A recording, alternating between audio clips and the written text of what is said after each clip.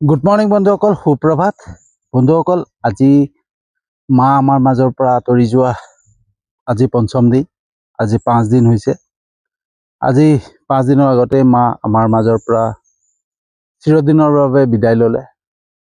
আৰু ধন্যবাদ জনাওঁ যে সেই ভগৱানক, সেই ঈশ্বৰক, যে মাক যিখিনি শুশ্ৰূষা কৰিব পাৰিলোঁ, যি সেৱা কৰিব পাৰিলোঁ, তাৰ বাবে তেওঁক ধন্যবাদ যে তেওঁ সেইখন সুযোগ মোক দিলে।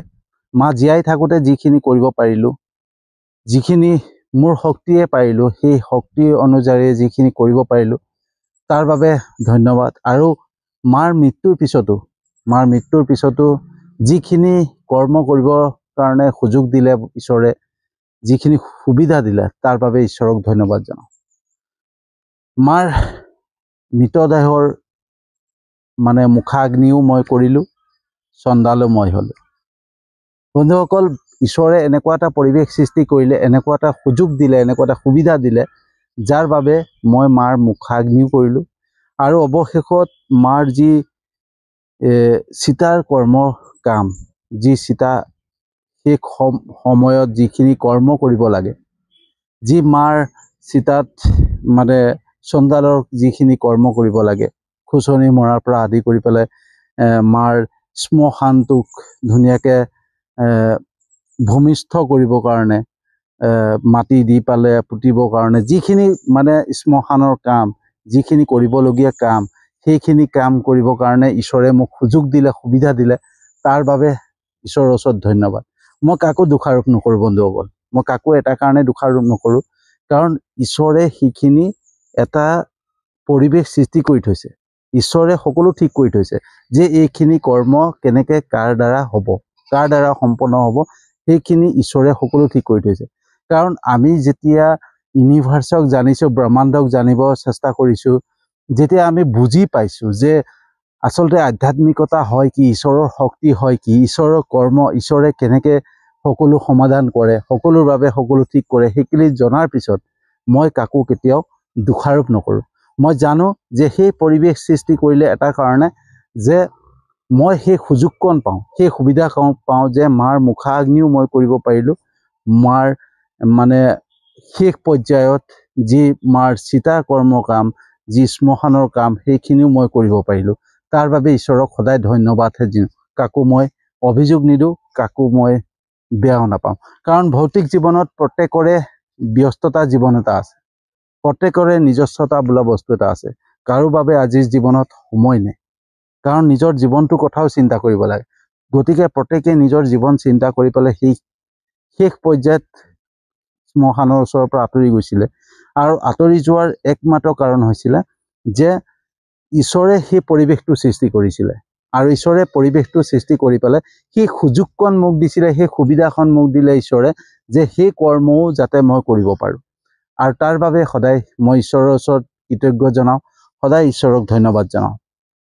তো বন্ধুসকল, আজি আৰু এটা মই এই ভিডিঅ'ৰ মাধ্যমেৰে কথাষাৰ কৈ যাওঁ যে প্ৰত্যেকে ভাবে যে মনত আঘাত দিছে, মনত দুখ দিছে। আচলতে কোনোবাই কাকবা আঘাত নিদিয়ে, কোনোবাই কাকবা দুখ নিদিয়ে। ঈশ্বৰৰ মাধ্যমেৰে প্ৰত্যেকটো হয়, আৰু প্ৰত্যেকটো দুখ সহ্য কৰে ঈশ্বৰে। আৰু সেই মেছেজ, সেই বাৰ্তা দিছিলে মহাভাৰতৰ শেষত। শ্ৰীকৃষ্ণই নিজেই সেই বাৰ্তা দিছিলে যে কোনো কাকো দুখ নিদিয়ে, কোনো কাকো আঘাত নকৰে। সেই আঘাত পাই শ্ৰীকৃষ্ণ ভগৱানে নিজেই, ঈশ্বৰে নিজেই আঘাত পায়। আৰু সেই আঘাতৰ পৰিৱেশ সৃষ্টি কৰে ভগৱানে। সেইটো মহাভাৰতৰ শেষত শ্ৰীকৃষ্ণই নিজেই নিজ মুখেৰে কৈছিলে। মহাভাৰতৰ শেষত যেতিয়া গান্ধাৰী মাতাই শ্ৰীকৃষ্ণক মাতি আনি পালে, কৈছিলে যে তুমি মোৰ কৌৰৱৰ বংশ শেষ কৰি পেলালা, মোৰ 100 সন্তানক হত্যা কৰিলা, তুমি মায়া ৰচি পালা, তোমাৰ মায়াৰ মাধ্যমেৰে সকলো শেষ হৈ গ'ল। গতিকে মই তোমাক শাপ দিছোঁ, তোমাক সাও দিছোঁ যে তোমাৰ যদু বংশও তেনেকৈ শেষ হৈ যাব। আৰু যেতিয়া তেনেকৈ শ্ৰীকৃষ্ণক সাও দিলে, তেতিয়া শ্ৰীকৃষ্ণই গান্ধাৰী মাতাক ক'লে যে তোমাৰ সাও মই গ্ৰহণ কৰিছোঁ মাতা, কিন্তু কুৰুক্ষেত্ৰৰ যোনখন যুদ্ধ হৈছিলে, মহাভাৰতৰ যোনখন যুদ্ধ হৈছিলে, সেই যুদ্ধৰ যি হৈছিলে, যি চলিছিলে, সেই কথা তুমি নাজানা, তুমি দেখা নাই। গতিকে সেইকাৰণে তুমি নজনাকৈ তুমি মোক সাও দিছা, তাৰ বাবে মই তোমাক ধন্যবাদ দিছোঁ। তোমাক মই কেতিয়াও দুখ নিদিওঁ, মই সেইখিনি গ্ৰহণ কৰিছোঁ। গতিকে মাতা তোমাক মই লৈ যাব খুজিছোঁ সেই মহাভাৰতৰ যুদ্ধ ক্ষেত্ৰলৈ, কুৰুক্ষেত্ৰৰ সেই যুদ্ধ ক্ষেত্ৰলৈ মই তোমাক লৈ যাব খুজিছোঁ। আৰু সেই বুলি গান্ধাৰী মাতাক মহাভাৰতৰ সেই যুদ্ধ ক্ষেত্ৰলৈ লৈ গ'ল। মহাভাৰতৰ সেই যুদ্ধ ক্ষেত্ৰত লৈ যোৱাৰ পিছত মহাভাৰতৰ যোনটো যুদ্ধ ক্ষেত্ৰত যি মৃতদেহ আছিলে তাৰ পৰা যি গোন্ধ ওলাইছে, তেতিয়া মাতাই গোন্ধ ওলাইছে বুলি কৈছিলে। তেতিয়া শ্ৰীকৃষ্ণই কৈছে যিখিনি এই যুদ্ধত বীৰগতি প্ৰাপ্ত কৰিলে তেওঁলোকৰ মৃতদেহৰ গোন্ধ। কিন্তু এই যুদ্ধ ক্ষেত্ৰত এজনেই সাক্ষী হৈ আছিলে, যিজনে প্ৰথমৰ পৰা শেষলৈকে যুদ্ধ ক্ষেত্ৰৰ প্ৰত্যেকটো দৃশ্য দেখা পাইছিলে, আৰু সেইজন হৈছে ঘটুঘোষৰ পুত্ৰ বাৰবাৰিক। বাৰবাৰিকৰ যি শিৰটো, যিটো মূৰটো, সেইটো এটা পৰ্বতৰ ওপৰত থৈ দি আছিলে।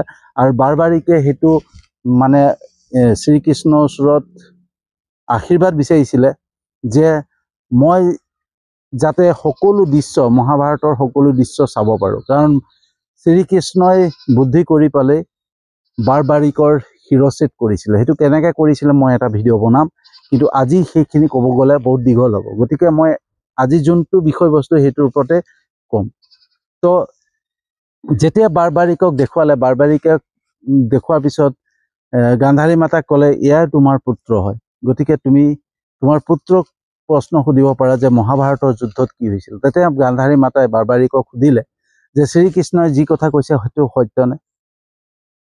তেতিয়া বাৰবাৰিকে ক'লে মাতা তোমাৰ কথাও সত্য, শ্ৰীকৃষ্ণই গোটেই মায়া ৰচনা কৰিছিলে, গোটেই মায়া ৰচিছিলে শ্ৰীকৃষ্ণই। তেতিয়া গান্ধাৰী মাতাই ক'লে সেয়া বাৰবাৰিকে মই যি কৈছোঁ সেয়া কৈছিল। তেতিয়া বাৰবাৰিকে ক'লে মাতা তুমি সম্পূৰ্ণকৈ শুনা নাই, সম্পূৰ্ণকৈ শুনি লোৱা। সেই মহাভাৰতৰ যুদ্ধত যি মায়া ৰচনা কৰিছিলে, সেই মায়াত আছিলে যিখিনি প্ৰহাৰ ইজনে সিজনক কৰিছিলে, সেই প্ৰহাৰৰ সকলো প্ৰহাৰ লৈছিলে শ্ৰীকৃষ্ণই নিজেই, নিজৰ শৰীৰত সেই প্ৰহাৰ লৈছিলে। কোনো কাৰো শৰীৰত প্ৰহাৰ কৰা নাছিলে, অকল শ্ৰীকৃষ্ণৰ শৰীৰত প্ৰহাৰ কৰিছিল। আৰু যি প্ৰহাৰ কৰিছিলে সেয়াও শ্ৰীকৃষ্ণই নিজেই কৰিছিলে। অৰ্জুনে ভীষ্মক মৰা নাছিলে, অৰ্জুনে ভীষ্মৰ গালৈ শৰ এৰা নাছিলে। অৰ্জুন শ্ৰীকৃষ্ণই আছিলে আৰু ভীষ্মও শ্ৰীকৃষ্ণই আছিলে। শ্ৰীকৃষ্ণই শৰ এৰিছিলে আৰু ভীষ্মৰ গাত যি শৰীৰত সোমোৱা আমি দেখা পাইছিলোঁ, সেয়া আচলতে শ্ৰীকৃষ্ণই নিজে গাত কাটি লৈছিলে। শ্ৰীকৃষ্ণৰ শৰীৰতহে সেই শৰখিনি সোমাইছিলেগৈ। গতিকে প্ৰতিটো আঘাত মহাভাৰতৰ যুদ্ধত যিখিনি প্ৰহাৰ কৰিছিলে, প্ৰতিটো আঘাত পাইছিলে শ্ৰীকৃষ্ণই, আৰু প্ৰতিটো প্ৰহাৰ কৰিছিলে শ্ৰীকৃষ্ণই। গতিকে এই মহাভাৰতৰ এই খণ্ডৰ পৰা এইখিনিৰ পৰা এটা বস্তু বুজা পায় যে আমি যে কাকবা আঘাত দিওঁ, কাকবা যে দুখ দিওঁ, আমি যে কাকবা কষ্ট দিব চেষ্টা কৰোঁ, সেয়া আমি নিজেই নকৰোঁ, শ্ৰীকৃষ্ণই নিজেই কৰে। কোনোবা যে কিবা দুখৰ কাৰণে, কোনোবা কৰ্মৰ ফলৰ বাবে, কিবা এটা কাৰোবাৰ অহংকাৰৰ ফলত সেই প্ৰহাৰ নিজে সহ্য আমাৰ ফালে প্ৰহাৰ কৰে, আমি সকলো দেখোঁ আমাক কৰিছে, কিন্তু আমাৰ গাত নপৰে, সেয়া শ্ৰীকৃষ্ণৰ গাতে পৰি আছে, ঈশ্বৰৰ গাত পৰে। আমাক কোনোবাই যদি আঘাত দিছে, কষ্ট দিছে, দুখ দিছে, আমাক দিয়া নাই, ঈশ্বৰক দি আছে। আৰু আমি কাকবা যদি আঘাত দি আছোঁ, নহয় সেইটো আমি দিয়া নাই, আমাৰ মাধ্যমেৰে ঈশ্বৰে দি আছে তাক কাকবা আঘাত, আৰু সেই আঘাতো লৈছে শ্ৰীকৃষ্ণই নিজেই।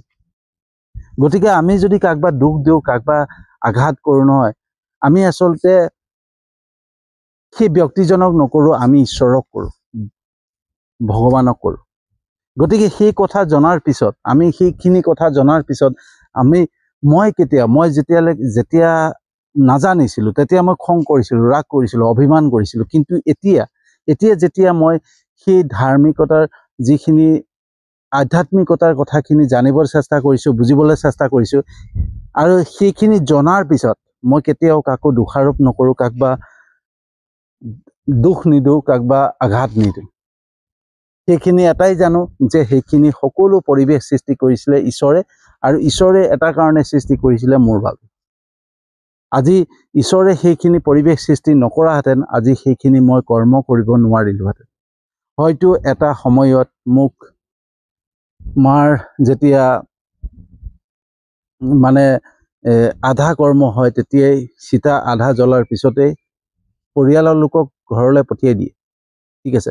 হয়তো মোক সেই সময়ত মোক ঘৰলৈ পঠিয়াই দিলেহেঁতেন যদি তাত বহুত লোক উপস্থিত থাকিলেহেঁতেন। মোক ঘৰলৈ পঠিয়াই দিয়াহেঁতেন মই সেইখিনি কৰ্ম কৰিব নোৱাৰিলোহেঁতেন। জোৰা ভঙাৰ পিছত মানুহ তাত পৰিয়ালৰ মানুহ নাথাকে, ঘৰলৈ পঠিয়াই দিয়ে। সেই কৰ্ম যদি সেই জোৰা ভঙাৰ পিছত মই ঘৰলৈ গুচি আহিলোহেঁতেন, মাৰ সেই যি চিতা কৰ্ম কাম বা শ্মশানৰ কাম মই কৰিব নোৱাৰিলোহেঁতেন। কিন্তু ভগৱানে এনেকুৱা এটা পৰিৱেশ সৃষ্টি কৰিলে যে সেইখিনি কৰ্মও মই কৰিবৰ কাৰণে মোৰ ভাগ্যত লিখা আছিলে, মই কৰিব পাৰিম। গতিকে প্ৰত্যেকটো বস্তু বন্ধুসকল, প্ৰত্যেকটো বস্তু ঈশ্বৰৰ কথা। ঈশ্বৰে যেনেকুৱা বিচাৰে তেনেকেই। মানুহে ভাবে মই কৰিছোঁ, কিন্তু মানুহে কোনো একো নকৰে, সকলো ঠিক কৰি থয় ঈশ্বৰে, ভগৱানে। আৰু সেইটো মই আধ্যাত্মিকতাৰ পৰা জানিব চেষ্টা কৰিছোঁ আৰু জানিব পাৰিছোঁ। আৰু সেইকাৰণে মই কাৰো প্ৰতি আক্ষেপ নাই, কাৰো প্ৰতি দুখ নাই। মই মাত্ৰ ঈশ্বৰক ভগৱানক ধন্যবাদ জনাওঁ যে মোক সেইকণ সুযোগ দিলে, সেইকণ সুবিধা দিলে। তো বন্ধুসকল, আজি জাষ্ট এইকণেই মই ক'লোঁ, মাত্ৰ মোৰ নিজৰ মনৰ কথা প্ৰকাশ কৰিলোঁ, ঠিক আছে। মই কোনো ভিডিঅ' আকাৰে বনোৱা নাই। তো মই এইকেইদিন জানেই এয়া পৰিৱেশন কি কৰি আছোঁ দেখিছে, ড্ৰেছ কি পিন্ধি আছোঁ। গতিকে মাৰ যেতিয়ালৈকে শেষ মানে শেষ কাম শেষ হৈ নাযায় তেতিয়ালৈকে হয়তো মই ভালকৈ ভিডিঅ' বনাব নোৱাৰিম। যিমানখিনি পাৰোঁ চেষ্টা কৰি আছোঁ। গতিকে এই ভিডিঅ'টো যদি আপোনালোকক সঁচাকৈ ভাল লাগিছে, যিমান পাৰে লাইক কমেণ্ট কৰিব। আৰু আপোনালোকক এটাই অনুৰোধ কৰোঁ, সকলোলৈ এটাই প্ৰাৰ্থনা, এটাই অনুৰোধ, মা বিদেশী আত্মাই যাতে শান্তি পায় তাৰ বাবে আশীৰ্বাদ কৰিব।